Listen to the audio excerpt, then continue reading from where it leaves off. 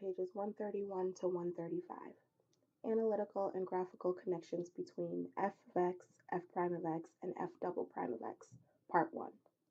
So in this section, we're going to dive deeper into the second derivative and understanding what the second derivative actually tells us about both our first derivative and our original function. So we're going to begin by remembering what we learned about the connections between a function f and its first derivative f prime in context of polynomial functions. So what I want you to do in this section is to just jot down a few things you know about a function, its derivative, and the connections between the two. Now that we know how to take the derivative of all types of functions, we have to tweak our understanding of this concept just slightly. So let's think about two different functions for a moment, g of x and f of x. Looking at g of x, which equals x cubed minus 3x squared, we want to know at what values of x does g of x have a relative maximum and a relative minimum. Just looking at the graph, we can tell that g of x has a max at x equals 0 and a min at x equals 2. Same question for f of x. F of x does not have a maximum because both sides go increase forever, but it does have a minimum at x equals negative 1. So based on that, we need to know what that says about the derivative of these functions.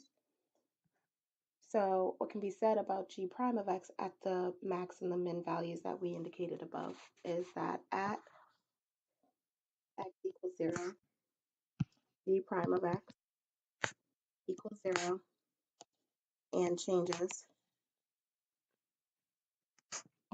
from positive to negative. And at x equals 2, g prime of x still equals 0 and changes from negative to positive. And that's just from our understanding of what happens with the derivative when we have a maximum and a minimum. So now, what can be said about f prime at these values is that at x equals negative 1, f prime of x is undefined. And we know that because if we look at our graph, at negative 1, our graph has a cusp. Therefore, the derivative is not defined at that value. However, since it is a minimum, so f prime of x is undefined, but changes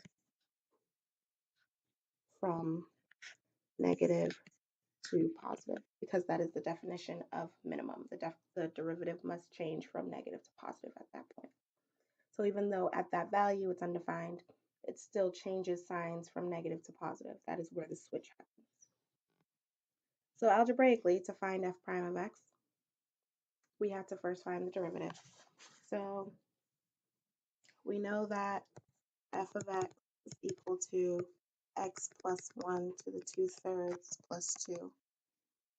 So f prime of x, we're going to need to do chain rule here. So we have 2/3 plus 1 to the negative 1/3. And the derivative of x plus 1 is 1. And the derivative of 2 is 0. So f prime of x is equal to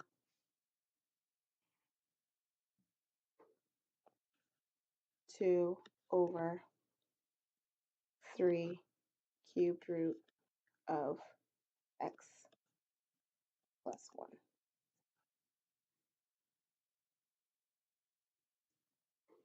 Then we want to perform a sign analysis of f prime of x using any value that makes f prime of x 0 or undefined. So f prime of x would equal 0 if the numerator could equal 0, which it cannot. So there's no value of x that will make f prime of x equal to 0.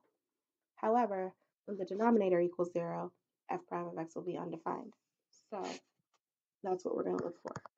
We're going to look for when f prime of x is undefined, when 3 cubed root of x plus 1 equals 0. So we will set that equal to 0, and we'll solve for what we get.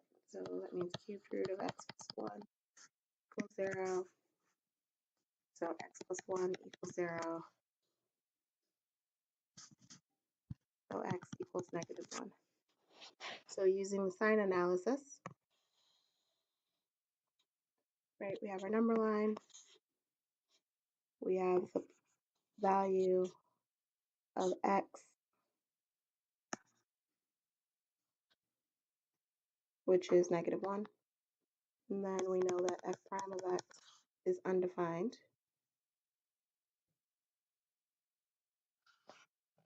There, so we're gonna test the two values from the left and the right, so negative 2 and 0.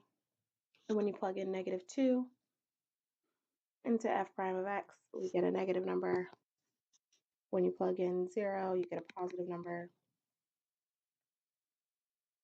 So sign analysis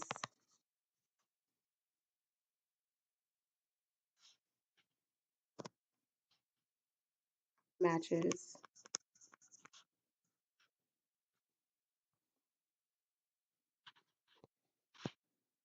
the above graph.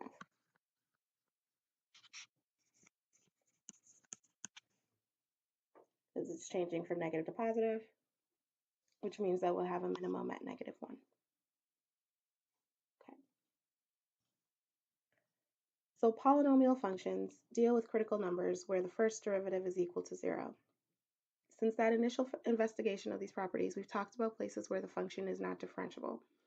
In other words, places where the graph of the function has a cusp, but that does not exclude the existence of a relative maximum or a relative minimum. So critical numbers are no longer just when the first derivative equals 0. There are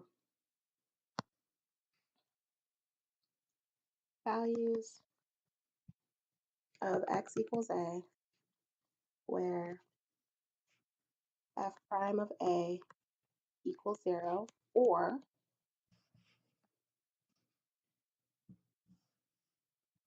f prime of a equals undefined.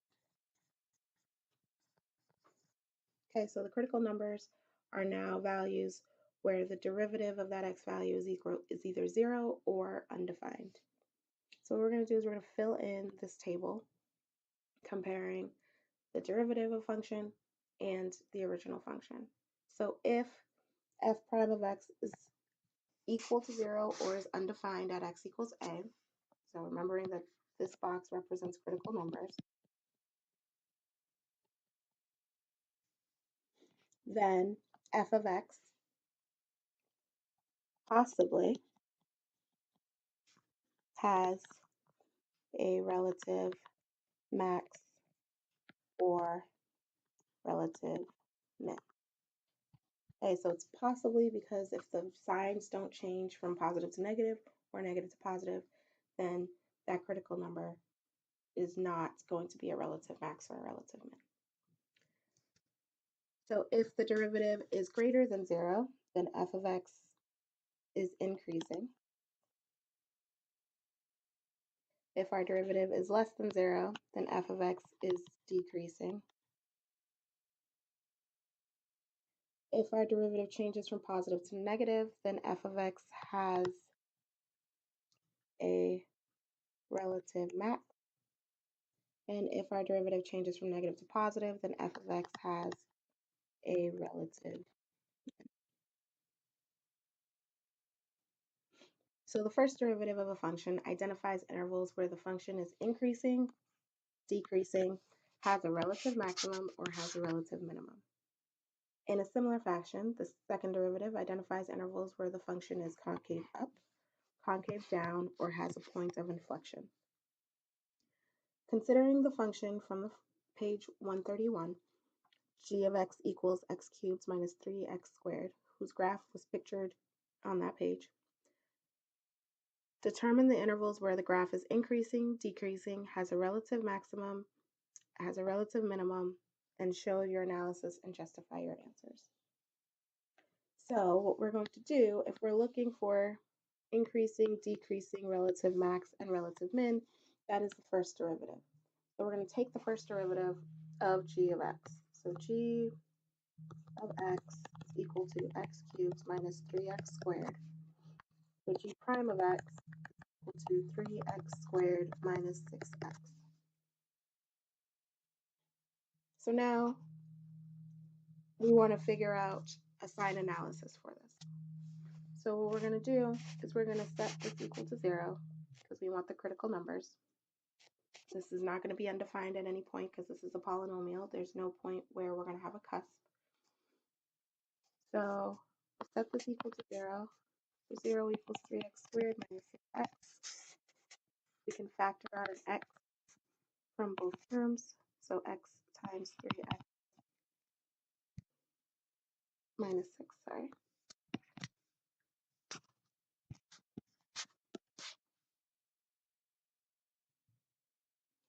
Okay, so then x equals 0 and x equals 2. So when we complete the sign analysis, we know that our x values, 0 and 2, will make our derivative equal to 0. And now we need values in between. So we'll have -1, 1, and 3. So when we plug in -1, we get a positive number. When we plug in 1, we get a negative. When we plug in 3, we get a positive.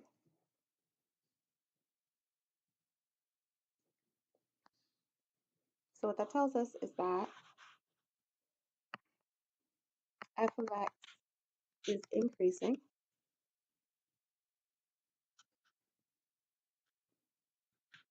from -infinity to 0 and from 2 to positive infinity.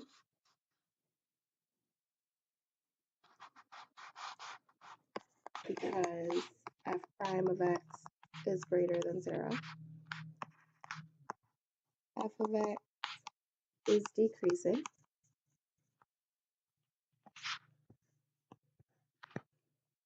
from 0 to 2 because f prime of x is less than 0.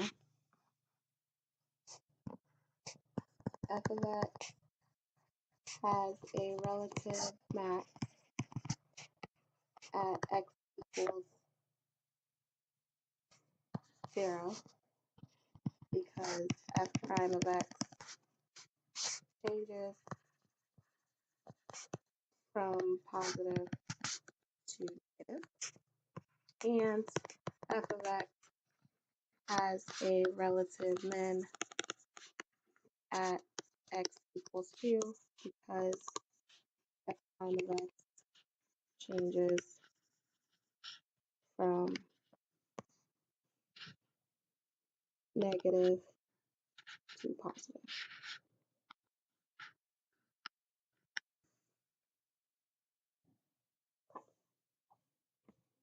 This is stuff that we've done before. So we're going to move on to page 133, where we're going to look now at the second derivative. So what we want to do in the second derivative is we want to perform a sign analysis for g double prime of x to figure out at what values does the x change, at what values of x does the sign change for g prime of x, and what conclusions can be made about those connections. So if g of x is equal to x cubed minus 3x squared, and g prime of x is equal to 3x minus 6x, g double prime of x is just the derivative of the derivative. So the derivative of 3x squared is 6x minus the derivative of 6x, which is just 6. So if we're looking to perform a sign analysis, we need to figure out either when g double prime of x is equal to 0 or undefined or both. Because this is a polynomial, there are no points of there are no points where the derivative does not exist. So we're just going to set this equal to 0.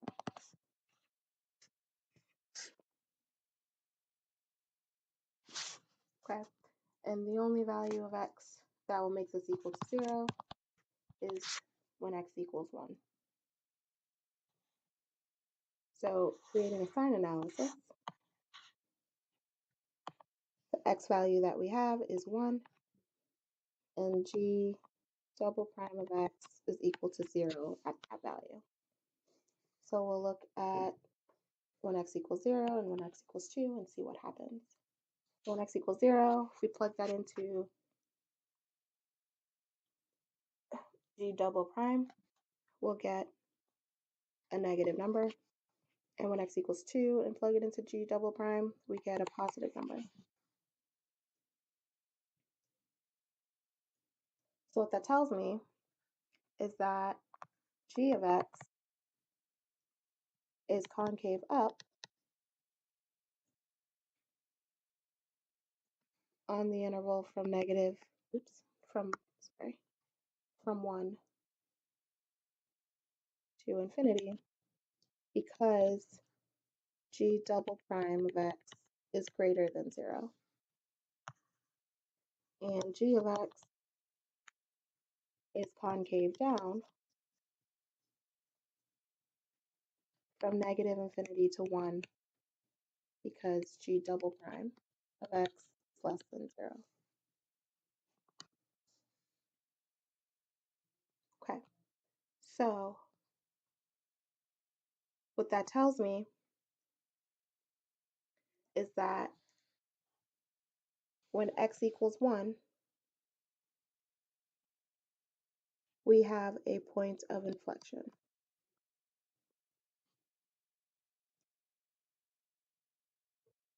And that's because our second derivative is changing signs.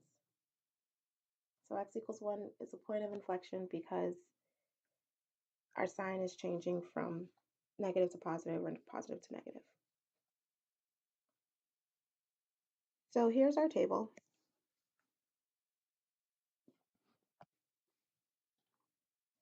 So now we're looking at the connection between the second derivative and the original function. So if the second derivative is 0 or is undefined at x equals a, then our original function has a possible point of inflection. And the reason why it's possible is that we have to check to make sure it's changing signs before we can definitively say that it is a point of inflection. Unlike critical values or critical numbers where we can definitively say it as soon as the second derivative is equal to 0 or undefined. If the second derivative is greater than 0, then f of x is concave up. If the second derivative is less than 0, then the original function is concave down. And if the second derivative changes from either positive to negative or from negative to positive, then our original function has a point of inflection.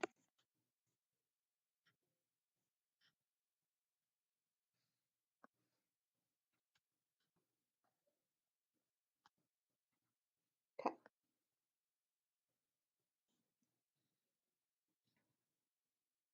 All right. So for the two problems on this page, I'm actually only going to do one of them, and that's going to be the problem on the right. You're going to do the problem on the left. So the problem on the right is f of x equals 2x e to the x. So what I'm going to do in order to do this problem, because we're looking for points of inflection, and concavity, right? When is it concave up? When is it concave down? So I'm looking for the second derivative here. So I have to first find the first derivative. So I'm going to need to use product rule for this problem because the 2x is times the e to the x, unfortunately. So product rule tells me to find the derivative of that first piece. So derivative of 2x is just 2 times the second piece, which is e to the x, plus the first piece, which is 2x, times the derivative of the second piece. Derivative of e to the x is e to the x. So that's my first derivative. My second derivative, I'm going to take the derivative of what I have. So the derivative of 2e to the x is 2e to the x plus, and here again we have product rule. So derivative of 2x is 2 times e to the x plus 2x times the derivative of e to the x, which is e to the x. And since it's all addition, I didn't have to put any extra parentheses. So let's simplify. F double prime is equal to 4 e to the x plus 2x e to the x. I can factor out a 2 from both terms. So f double prime of x equals 2 times 2e to the x plus x e to the x.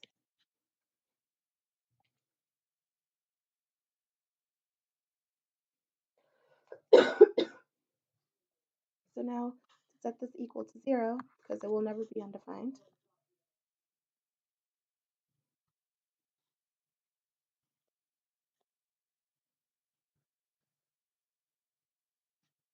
the only value of x that will make this 0 is x equaling negative 2. So when I complete the sign analysis, create my number line, the x value that I have is negative 2, and that makes the second derivative equal to 0. So a number to the left is negative 3, a number to the right is negative 1. And when I plug in negative 3 into my second derivative, I get a negative number. When I plug in negative 1, I get a positive number. So first thing we can tell is that x equals negative 2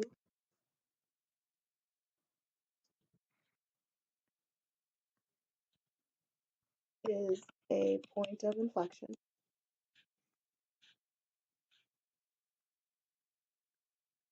You could also just call it a POI because f double prime of x changes from negative to positive. Next thing we know is that f of x concave down on the interval from negative infinity to negative 2 because f double prime is less than 0. And then finally, f of x is concave up from negative 2 to positive infinity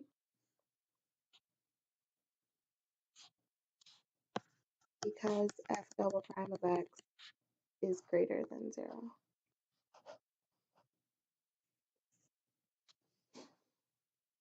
Okay, so what I'd like you to do is go through that process with the function f of x equals x to the fourth minus x minus 4x cubed. Okay. The next problem gives us the first derivative of a function f. We're still answering the same question about concavity and point of inflection.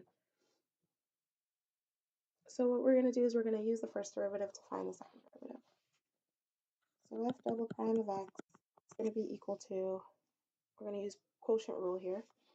So the derivative of the, oh, sorry. So ho d high minus high d ho all over whole squared. So we have x squared minus 3 times 0 minus 3 times 2x all over x squared minus 3 squared.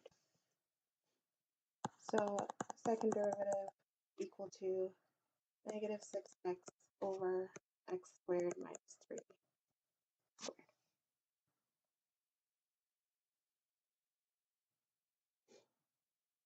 So because our second derivative is a rational function, there are parts of it where our second derivative can equal 0 and our second derivative can be undefined. So we're going to find both.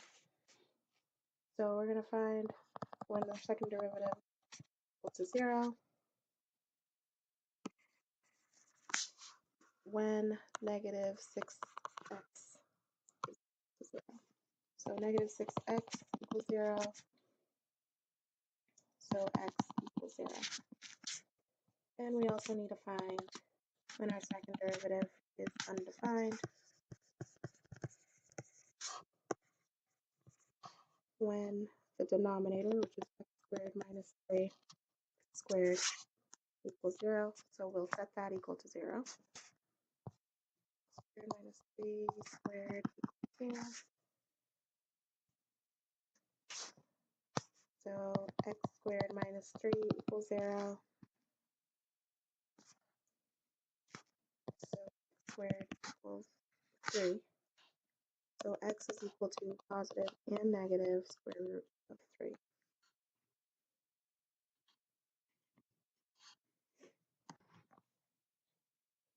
So when I do our sign analysis, we have three values of x. We have negative square root of 3, we have 0, and we have positive square root of 3.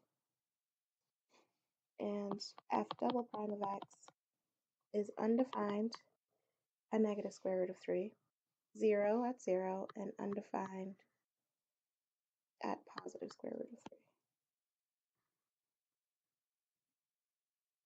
So what we're looking for are the values in between so that we can identify if we have points of inflection and what our concavities are. So we'll pick negative 2, negative 1, 1, and 2. We'll have positive, positive, negative, negative. So looking at this, we can tell that we only have one point of inflection.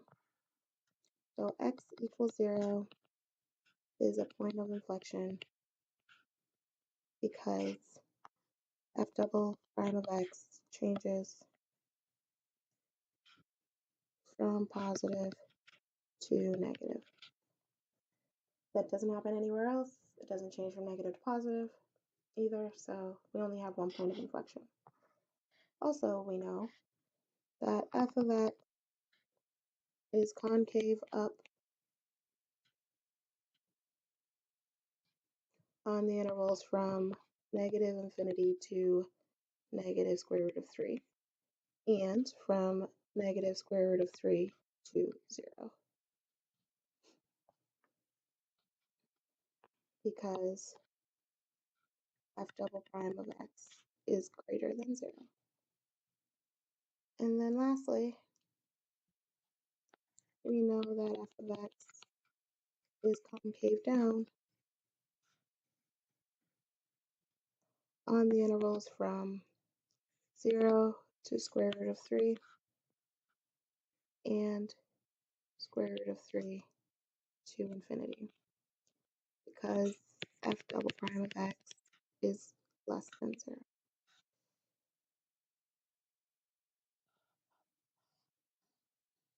Okay. So while the second derivative is primarily used to determine intervals of concavity and points of inflection, it could also be used to identify relative maximums and minimums. Okay, this is called the second derivative test. So the first derivative test helps us to find maximums and minimums, and so does the second derivative test. Okay, so the way to do so, I'm going to write out the steps here, is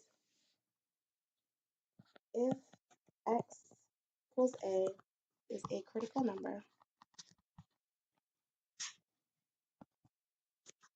of f of x, then f prime of a equals 0, or f prime of a is undefined, which we know, making x equals a potential max or min of f of x. Right? We know this. We put it in our table on page 132. So what we're going to do with that information is the following. If f double prime of a is greater than 0, then f of x is concave up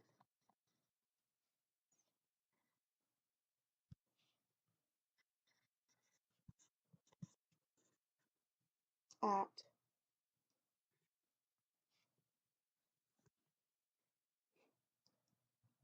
x equals a, which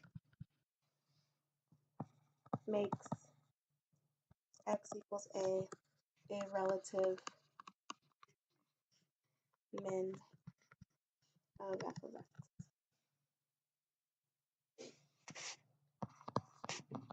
If f double prime of a is less than 0,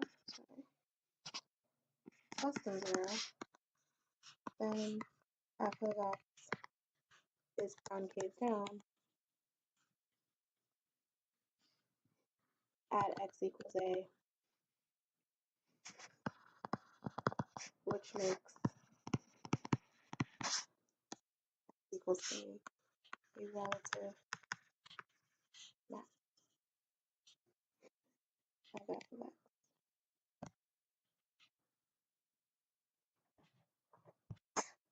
And then our third stipulation is if f double prime of a is neither positive or negative, so if it either is 0 or doesn't exist, then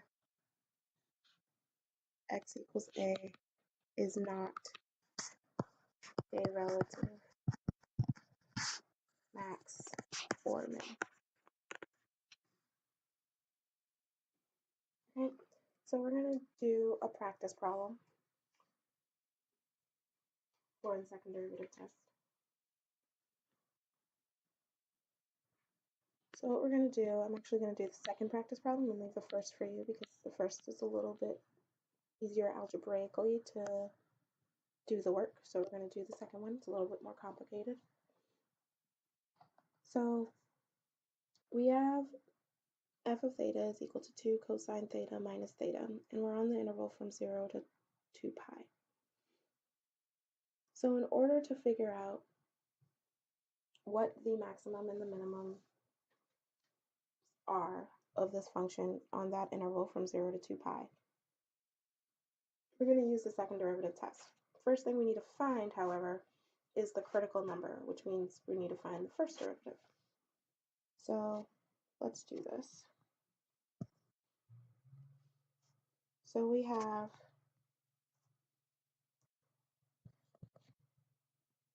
f prime of theta, which is going to be equal to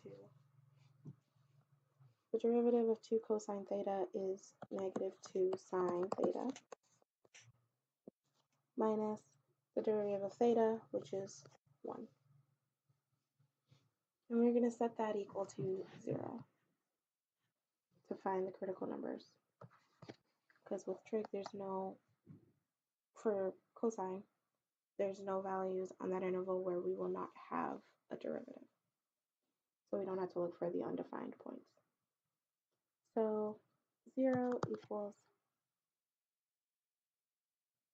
negative 2 sine theta minus 1. So 2 sine theta is negative 1. So sine theta equals negative 1. So we're looking for points for theta where sine of theta is equal to negative 1/2 on the interval from 0 to 2 pi. So using the whole unit circle. So theta can be equal to 7 pi over 6, or theta can equal 11 pi over 6.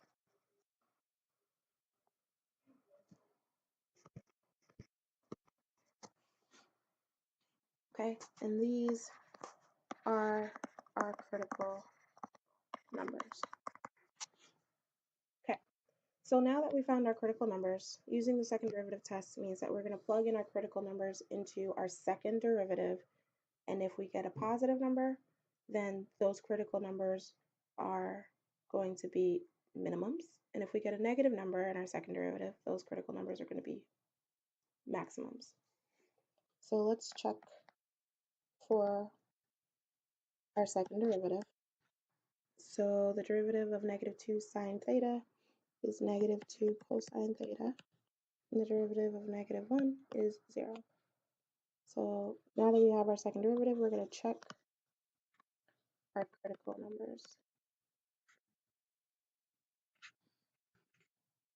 So f double prime of 7 pi over 6 equal to negative 2 cosine 7 pi over 6, which gives us a positive number.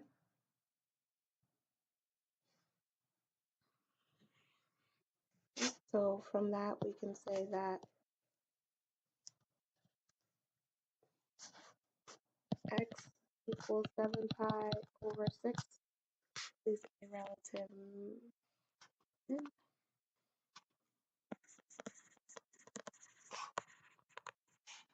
because f double prime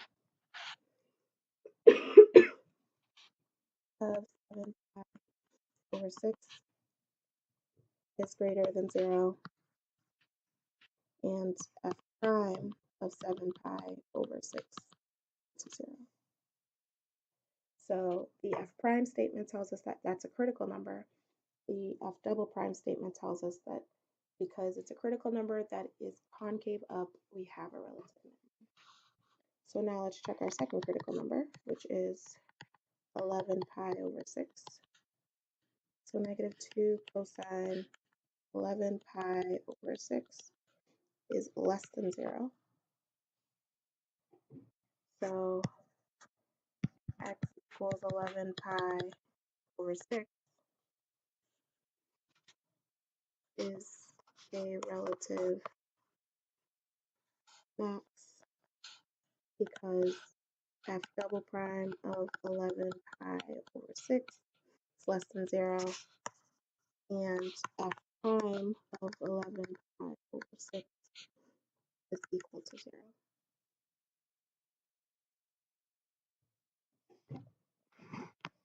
So what I'd like you to do is use that same process to complete problem number 1. So you'll need to find the critical numbers, check the critical numbers into the second derivative, and then identify if we have maximums, minimums, or neither. And that is the end of our video.